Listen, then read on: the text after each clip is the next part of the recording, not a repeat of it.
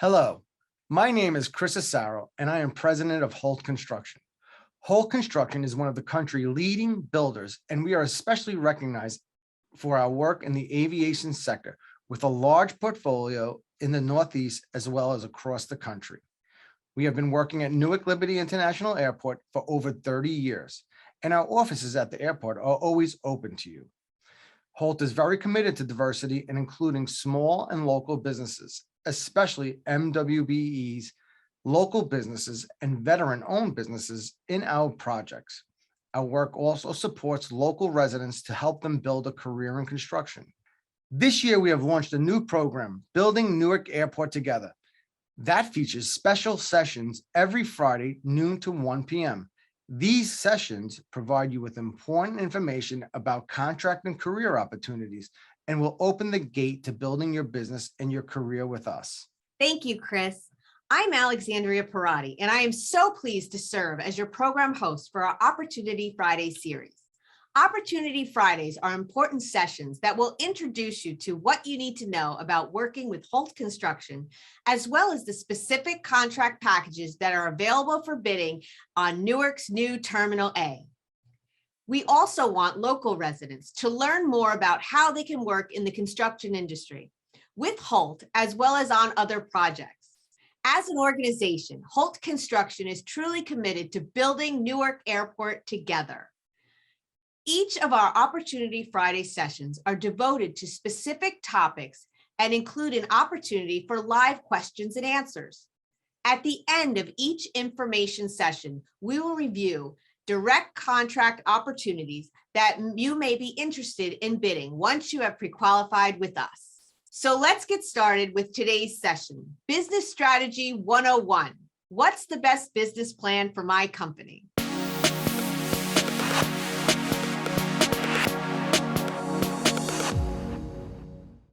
Good afternoon and welcome to Business Strategy 101. What's the best business plan for my company? Your business plan is a living document. Many small businesses do not take the time to create a business plan that helps shape their company, as well as provides basic information to insure, finance, and bond your company.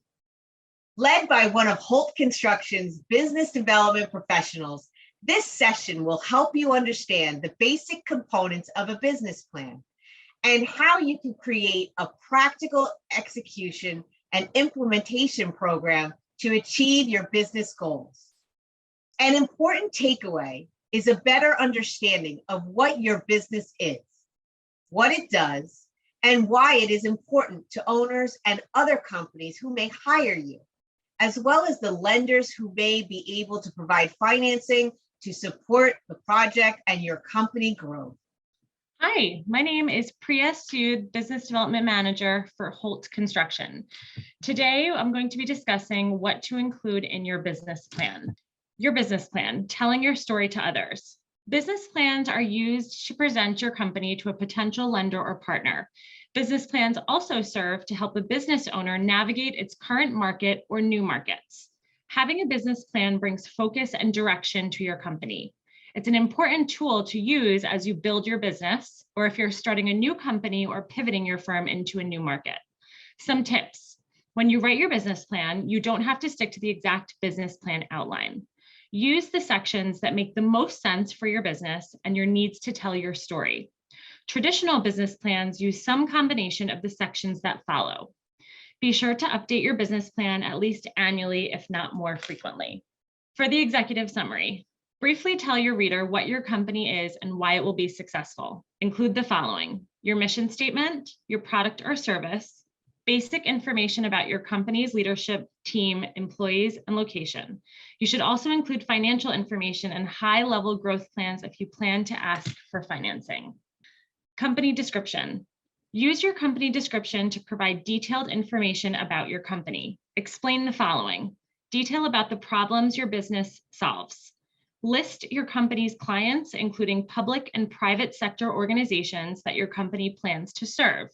Explain the competitive advantages that will make your business a success. Are there experts on your team? Have you found the perfect market or sector for your services? Do you bring solutions to the market that are unique to your firm? Emphasize your strengths. List your certifications, noting the public authorities and agencies as well as private sector organizations in which your company is certified. Number 2, market analysis. Analyze your competition and note your top 3 competitors. In your analysis, include an industry outlook and your target market. Include the following: trends and themes. What do successful competitors do? Why does it work? Can you do it better? Your analysis helps your lender or potential partner understand what your firm can do better than other competitors. It also demonstrates that you understand your market, the risks, and how to mitigate them through your services or product. Number 3, organization and management. How is your company organized? This section of your business plan tells your reader how your company is structured and who will run it. Be sure to describe the legal structure of your business. State whether you have or intend to incorporate your business as a C or an S corporation, form a general or limited partnership, or if you're a sole proprietor or limited liability company. Use an organizational chart to lay out who's in charge of what in your company. Show each person's unique experience will contribute to the success of your venture. Consider including resumes and CVs of key members of your team in the appendix. Number 4, services or product line. Describe what you sell or which services you offer. Explain how these services and/or goods benefit your clients. Include information on how you deliver your services or products and how the delivery system benefits your clients. If relevant, share your plans for intellectual property like copyright or patent filings. If you're doing research and development for your service or product, explain it in detail. Marketing and sales. There's no single way to approach a marketing strategy. Your strategy should evolve and change to fit your unique needs. In this section, describe how you'll attract and retain customers. Describe how sales actually happen. You'll refer to this section later when you make financial projections, so make sure to thoroughly describe your complete marketing and sales strategies. Funding request. Here are some tips to building your funding request. Outline your funding requirements. If you're asking for funding, outline your funding requirements. Clearly explain how much funding you'll need over the next 5 years and what you'll use it for. Debt or equity, specify whether you want debt or equity, the terms you'd like applied, and the length of time your request will cover. Funds use, give a detailed description of how you'll use your funds. Specify if you need funds to buy equipment or materials, pay salaries, or cover specific bills until revenue increases. Future strategic financial plans. Always include a description of your future strategic financial plans, like paying off debt or selling your business. Financing projections. Supplement your funding request with financial projections. Your goal is to convince the reader that your business is stable and will be a financial success. If your business is already established, include income statements, balance sheets, and cash flow statements for the last 3 to 5 years. If you have other collateral you could put against a loan, make sure to list it now. Provide a prospective financial outlook for the next 5 years. Include forecasted income statements, balance sheets, cash flow statements, and capital expenditure budgets. For the first year, be even more specific and explain your projections and match them to your funding requests. Here's a fun tip. Use graphs and charts to tell the financial story of your business. Appendix and additional supporting documents. Use your appendix to provide supporting documents or other materials. Some common items to include are credit histories, resumes of your leadership team, service or product pictures for projects used before and after examples, letters of references, as well as a list of references with contact information, license, permits, patents, legal documents, and other contracts.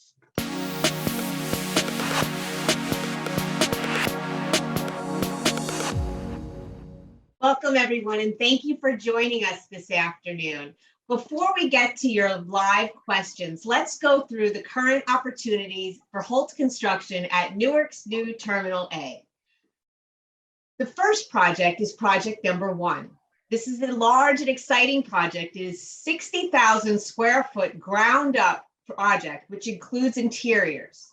Inside this project are the following scopes of work: civil and site utilities, site capture and site enabling, foundations, cleaning labor, materials and equipment, structural steel, masonry, concrete, elevators, metal panel systems, curtain wall systems, roofing, storefronts and exterior doors, drywall, ceiling systems, miscellaneous metals and ornamental metals, millwork packages and casework, tile and stone, flooring and base, terrazzo flooring, painting for walls and ceilings, escalators, sprinklers, plumbing, HVAC, electric, and fire alarm.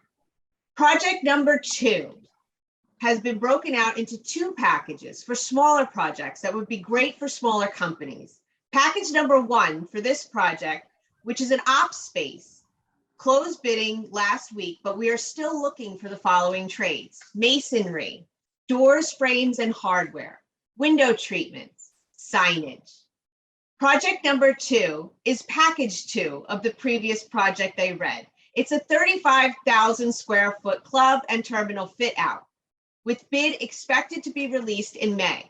This package will include the following trades: demolition, cleaning labor, materials, and equipment, structural steel, miscellaneous iron, millwork, high-end millwork and casework, roofing, waterproofing, fire stopping and fireproofing, doors, frames, and hardware, architectural metals and glass, carpentry, ceramic tile, finished flooring, painting and wall covering, toilet accessories, miscellaneous specialties, food service equipment, window treatments, HVAC, plumbing, sprinklers, light fixture packages, electric and communications work. The next project is project number 9. Project number 9 has already been bid, but there are a couple trades still open, which you can submit your bidding for. Those scopes of work are the following: cleaning labor, steel, millwork, custom and casework, flooring, which includes carpet, tile, and resilient flooring, mechanical, fire alarm, and sprinkler. The last project is project number 10. Project number 10 has been bid, but we are still looking for 4 trades. Those trades are the following: cleaning labor, security, audio visual work, and fireproofing. Please make sure, if I went a little fast, because sometimes I do go a little fast, you go to our website. I'll have our consultants put that in the chat for you, and you could go and see all of these opportunities if I went a little fast. Now, let me bring back our panel for today. I have Priya Sood with us. Priya is our Business Development Manager, and Dan Depew, who's our Director of Business Development. Welcome, both of you, and thank you so much for joining us today. I know that putting together a business plan and, putting yourself out there can be very scary for a company, especially I see it when subcontractors come and they sit in front of us and it's just a cold visit and we don't know them and they don't know us, and it's very hard for them. So it's great that you both are here today to kind of push subcontractors along and people looking for employment, to give them that, that stability and that confidence that they can come in and, ask us for work or come see us, visit us. So it's great that you both are here today. Thank you. Thanks for having us, Alex. So the first question we have is, what should I include in my business description? So Priya, I'm going to start with you. Now we're going to speak from Holt's perspective. So when you're going to sit with a client, what are the kind of things that you like to tell a client about Holt in general? I think these are the most important things that you should include when having a conversation and in your business description. Your company name, the type of business structure we have, our owners, our locations, our company origin story, our mission statement, our offered services and products, and our target audience, our short-term objectives, and our vision statement. Great. Dan, when you're sitting in front of somebody, besides everything that Priya gave on that list, what would you want to add to that? What do you like to do? Yeah, well, find a way to personalize it in what makes your company different from everybody else. Everybody's story is unique, and I find that if you can address those key issues that separate you, and do it in a way that's very tasteful. I think it works. Great. The Priya, the basic components of a business plan, like when you're putting together a business plan, I know that I've had to do business plans when I was the project executive of New Jersey. I had to write a whole business plan about what I was going to do and how I was going to do it. And I had no idea what I was doing. So what are some tips about putting together a business plan to make sure you get across what you need? I think this question is kind of similar to the first question in terms of what you should include in your business description. So a couple of them are going to be repetitive. So your vision and mission statement, I think, is very important. Just a very basic description of your products or services that you can obviously then elaborate on. Market analysis, market penetration strategies that you've kind of done your research on, and financial projections are also very important to include. Now, Dan, a couple times Priya said, your mission statement, right? So Holt has a mission statement. If a company doesn't have a mission statement, how do you come up with a mission statement? And what is a mission statement? What does that mean? Is that my slogan, or what is that? Well, not to be cliche, but a mission statement, it's not just a phrase. It's not just a term. It's a few short words that can define your company and the mission of all of your employees. Whether you're out in the field like I am today on a construction site, or you are an administrator, or you are out building the job, or even an accounts person, everyone should be able to relate to those few simple words and define that. Now, if you are looking to create a mission statement for your company, maybe you don't have one. One of the best things to do is to get your team together and talk about who do we want to be and what is the best way to communicate that. So if you don't have one, collaborate, come up with one, but it should have an end goal of defining what you do, what your end result is supposed to be for working with your organization. Now, is that the next question kind of parlays into that? When you're looking at your business plan, you have to make sure that it aligns with your capabilities, right? So you don't want to present something that you can't do. So are there any ways that you can make sure you're not presenting something that you can't do and you're getting stuck into, does it really matter if you do everything? Like, is it better if you're just doing one thing really great and you focus on that and then you build from that? Is that a good plan, Dan? Yeah, I listen, being truthful and honest is the most important. Being able to grow and change and right size your company's abilities to a client's needs is probably the best way to try and show that you have capability to expand services, but don't commit to services that you are not capable of doing or that you don't have experience with. Honesty is the best policy. Great. The next question is, Priya, maybe you could answer this one. Who can help me design a business plan? Like I said before, I had to do it myself and I didn't really have any help. I kind of floated along with my floaty. So is there any way that someone can get help on doing a business plan?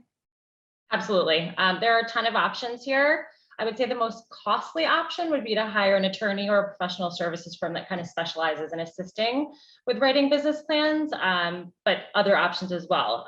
Organizations, there's an organization called SCORE, which is a nonprofit network of more than 10,000 volunteers. They'll pair you with a professional in your area that are willing to offer advice on business planning. Another similar firm, it's called Small Business Development Centers, is offered in every state and are staffed by advisors with expertise in business plan development and kind of other key issues affecting entrepreneurs. You can find them using resources from something called the Small Business Administration. Additionally, nowadays, there's an app for everything. Small Business Administration's tool and OnLoop, ENLOOP, are two free apps that guide you kind of step by step throughout the process of creating a plan. And lastly, thanks to the internet, there are tons of templates you can download and kind of general tools to help you write your business plan. Great. Alex, just to piggyback on what Priya is talking about, there's also a lot of collaborative entities in your community you can work with. Sometimes your local chamber of commerce or business associations have members who do that for all of your business partners that are members of those groups. And also many times when you're going to put together a business plan, you're looking for financing or investment, or you're going to use that business plan to get a line of credit from a bank. So I think it's also fair to reach out to who your financial partners are and get a recommendation as to who they feel comfortable working with and helping you design that business plan. Great. Dan, next question is, how often should I review and refine my plan? I think it's something that should be done every year. You're going to do an audit and a financial look at your company's progress and history and how they're doing. And I think you should be constantly looking at your plan and constantly making adjustments, not major changes. Again, it's not a broadsword approach, it's a scalpel.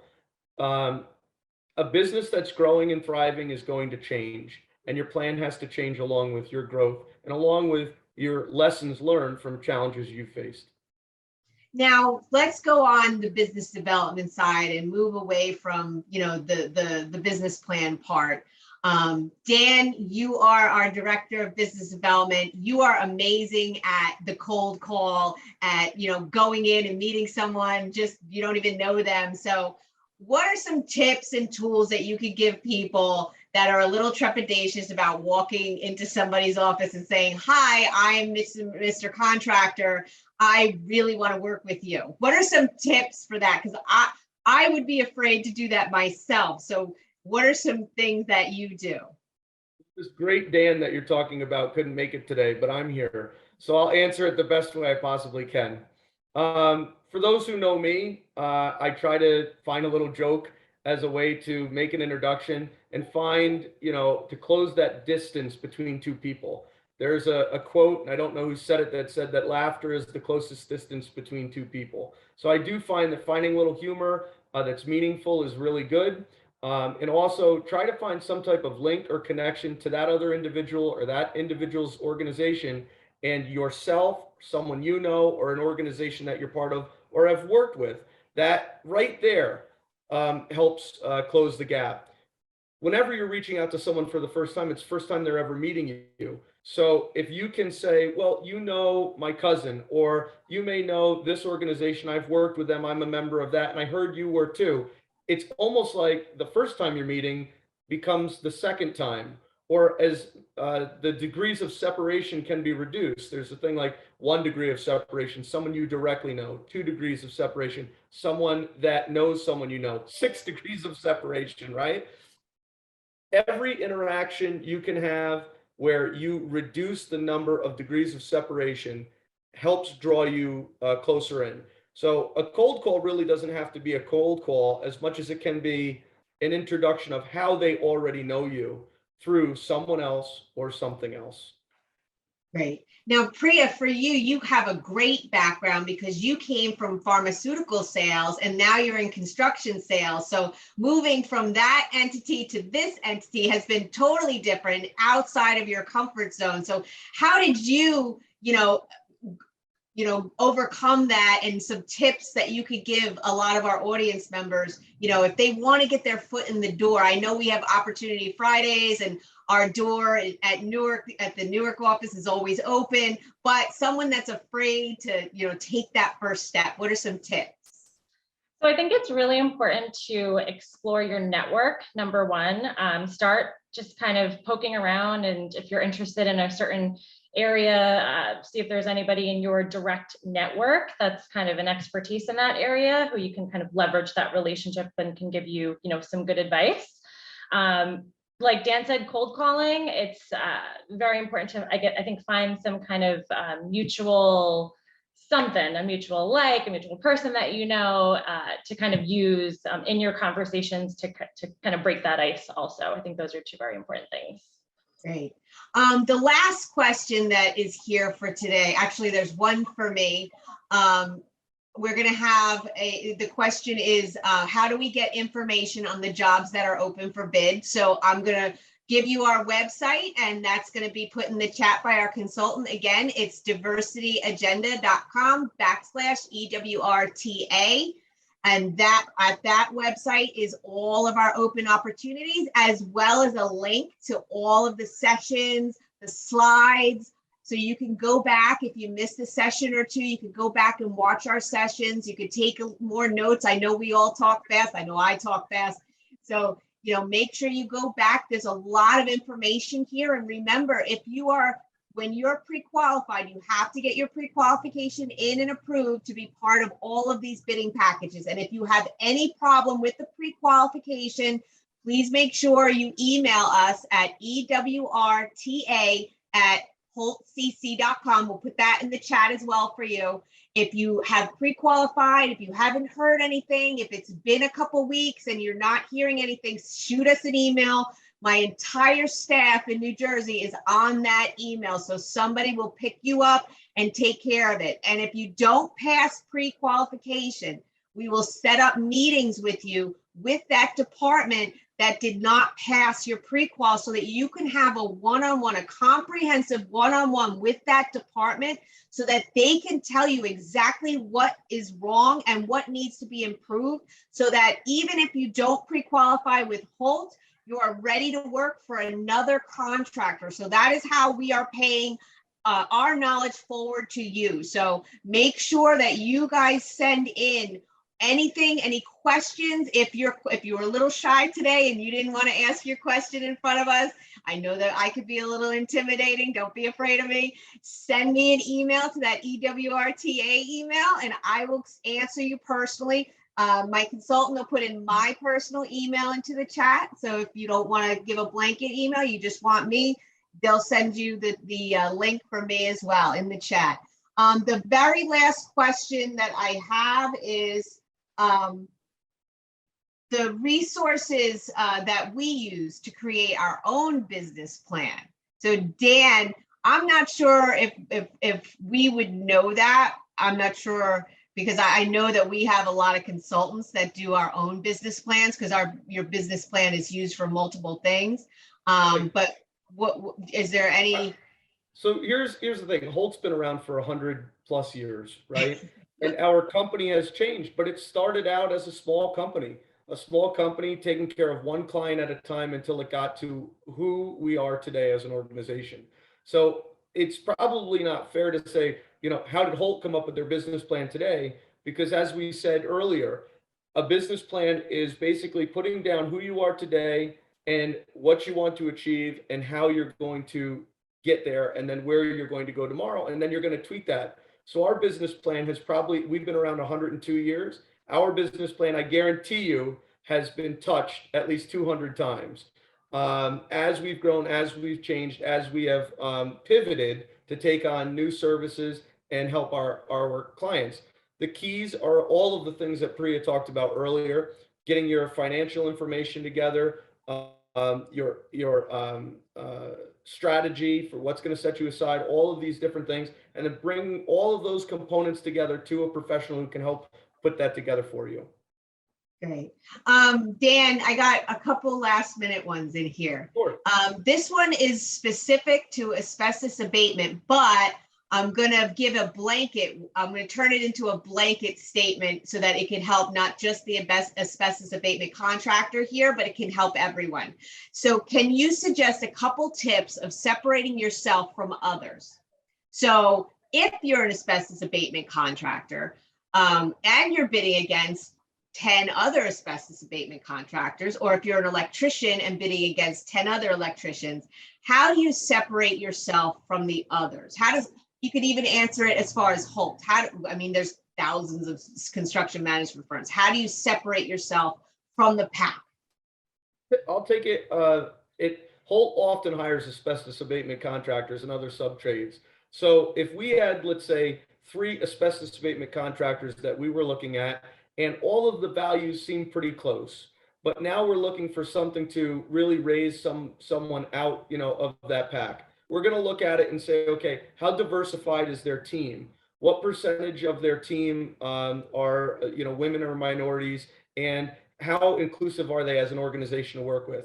We're going to look at their EMR rating. We're going to look at their safety rating and their safety protocols and how they're viewed by outside insurance carriers. We're going to look at their financial stability. What jobs have they worked on recently in the region? And are they kind of super saturated to a point where we're a little concerned that maybe they're not exactly the right company to work with for this job at this time. And that's an important point to bring up, because when you say, I know for a fact that this particular company seems to be getting all the work. It just seems that way sometimes. And I know I'm in business development, Priya is. We know what that feeling's like. It's very discouraging. But sometimes the person who's making the decision recognizes that too.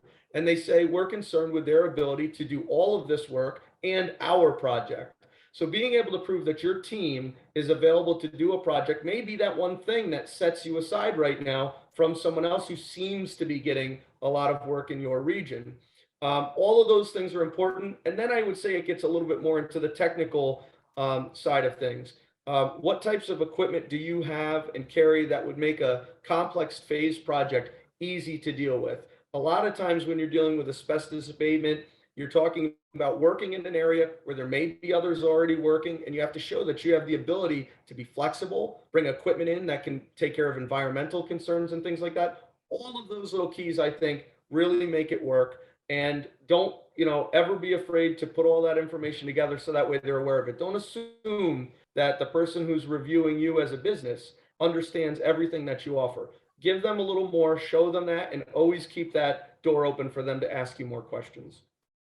Priya, just to add on to what Dan said about setting yourself apart from everywhere else, do you suggest that a subcontractor comes in with, projects that they've completed and be able to talk about, the nuances and what they did on those projects that set them apart, some critical thinking, some, quick on your feet? Do you suggest they do that?